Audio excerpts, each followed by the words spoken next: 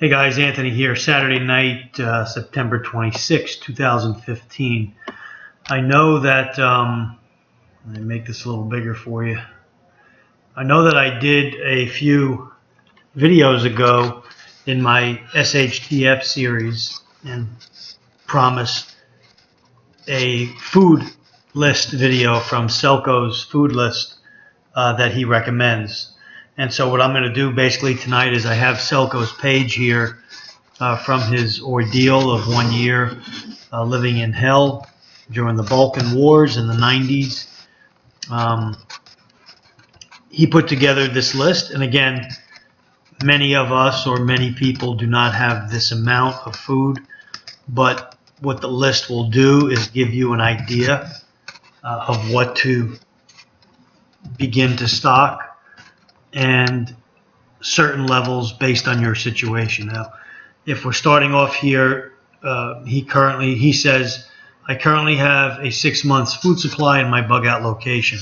I try to save money every month to extend this to more months, but most months this does not work. I recommend you stock up for at least 6 months and longer if possible. So right there, he's telling us 6 months is what he's recommending. Most people do not have 6 months. Most of your people that are non-preppers have maybe 3 days at most, maybe a little longer if they stretch it out. So as a prepper or as a new prepper, you should start off with baby steps and make it, a week, then 2 weeks, then a month, then, try to get it to at least 90 days. 30 to 90 days would be a good goal for a new prepper. And for seasoned preppers, again, there are some that have more than 6 months, and there are some that don't have 6 months. Maybe just have a month to 90 days.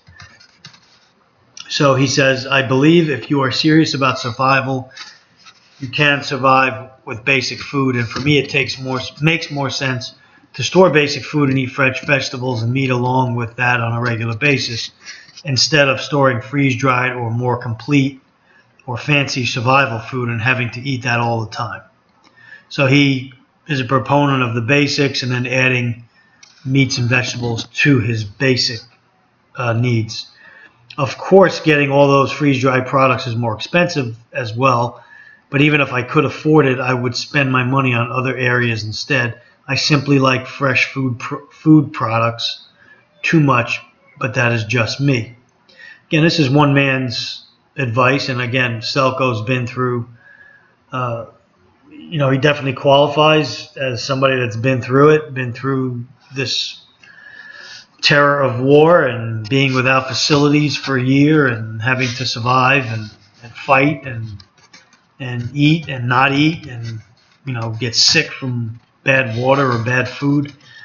So now is the time during peacetime or during non-SHTF time to stockpile these things. So he starts off with cans, and here you see 100 tuna fish cans in oil he recommends, and he says the oil can be used for other purposes, maybe like making lanterns and stuff like that, oil lights, which you can run with olive oil.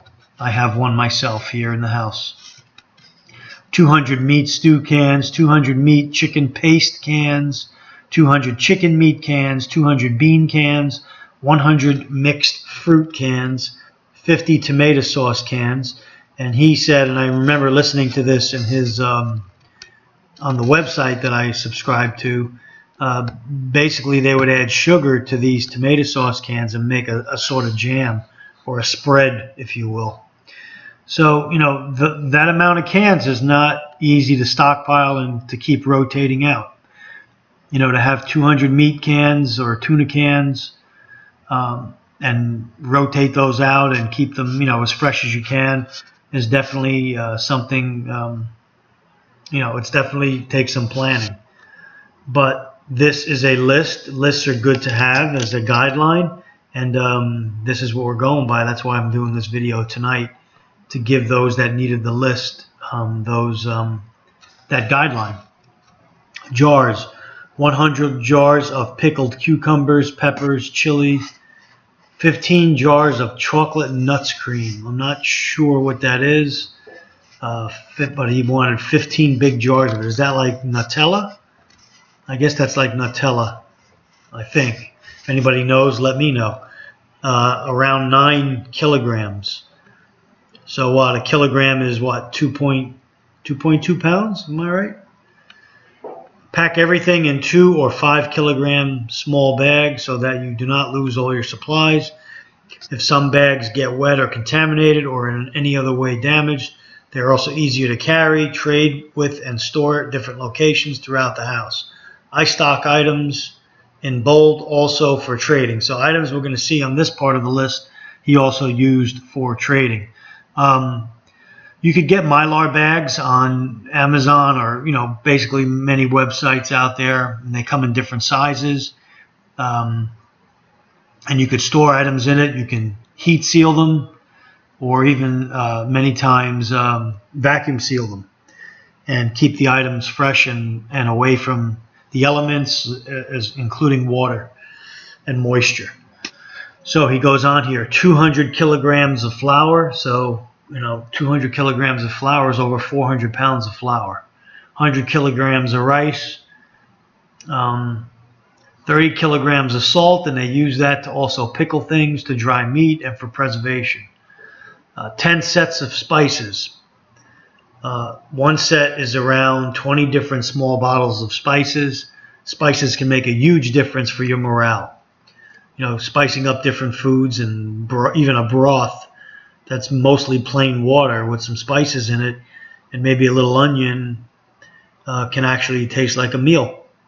So spices can be a big boost for morale.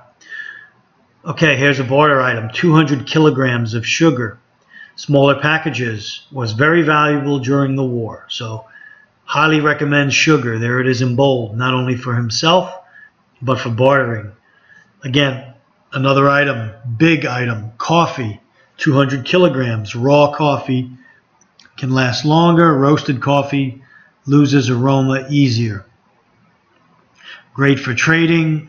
Coffee addicts, important for many people as a small bit of normalcy.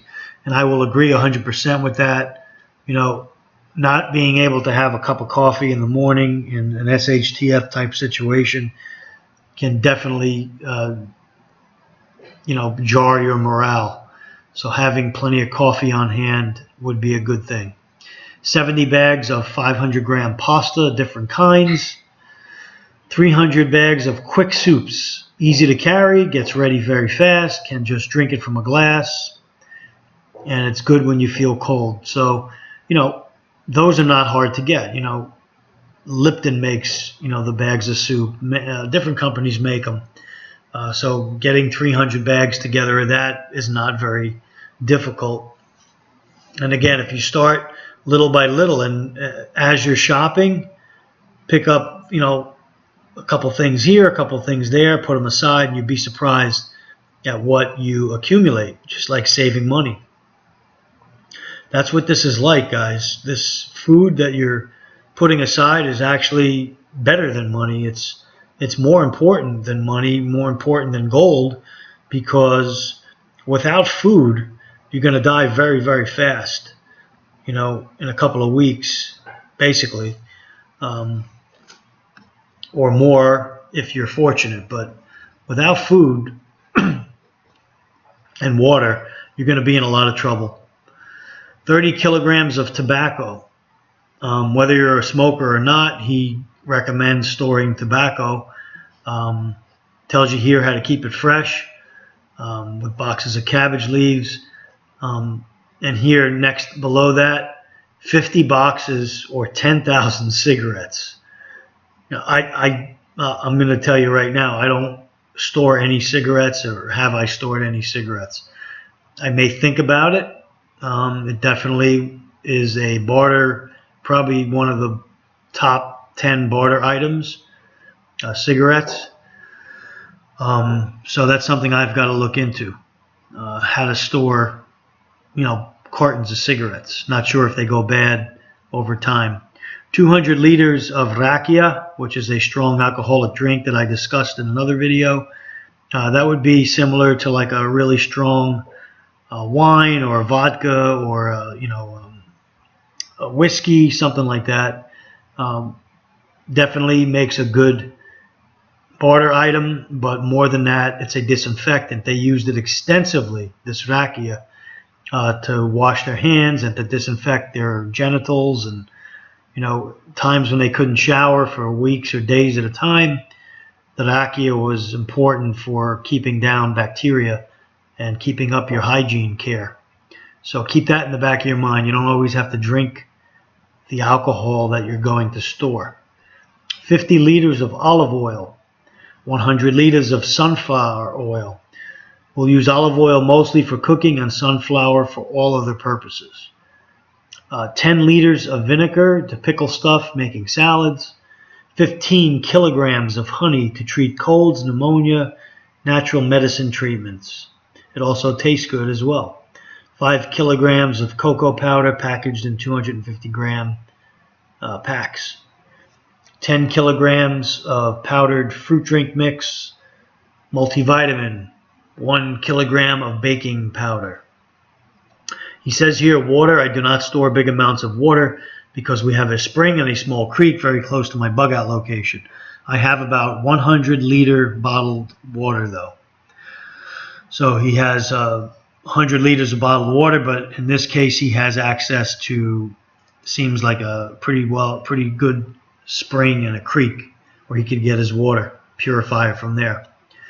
500 paper plates to cut down on dishwashing, 1,000 plastic cups, general kitchen items, pots, pans, cutlery, etc., empty barrels, canisters, containers, bottles for water. There was a shortage of storage boxes. Whenever you trade something, you might need a place to store it properly. So, maybe small cardboard boxes that you break down and then store, and then tape them together when you're going out to barter or you need to store items or stack items. So that's the food list, guys. It's definitely something to work towards. It's basically simple that you see here. The amounts can be hard to attain, but the list is fairly simple here. It's not really in depth as far as large amounts of large variety of products. It's pretty simple and straightforward. So if you're prepping, go by this list as a base, as a foundation, and just add your amounts. If you don't hit 200 meat stew cans and you only have 100, you're probably 90% better than most people. So take it for what it's worth, but get started. And very often what I do is I'll buy a couple cans here and there when I'm out at the store, but then sometimes I'll take a pay period and I'll take maybe, let's say, $100 for a good round number, and I'll go to Costco and I'll buy some bulk, not only food items, but bulk items like food or vitamins, protein powder, toothpastes, mouthwash, rags, things in bulk, and then I might take one or two out and put the rest in my storage. So buying a little at a time, then also paying yourself maybe once a month and going and spending $100, $200 just on your prepping supplies is a very good idea. So I hope this list helps you guys. Let me know what you think. If you want to add anything, please comment in the comment section and let me know how everything's going. Thanks for watching, guys. Anthony signing off. Stay ready.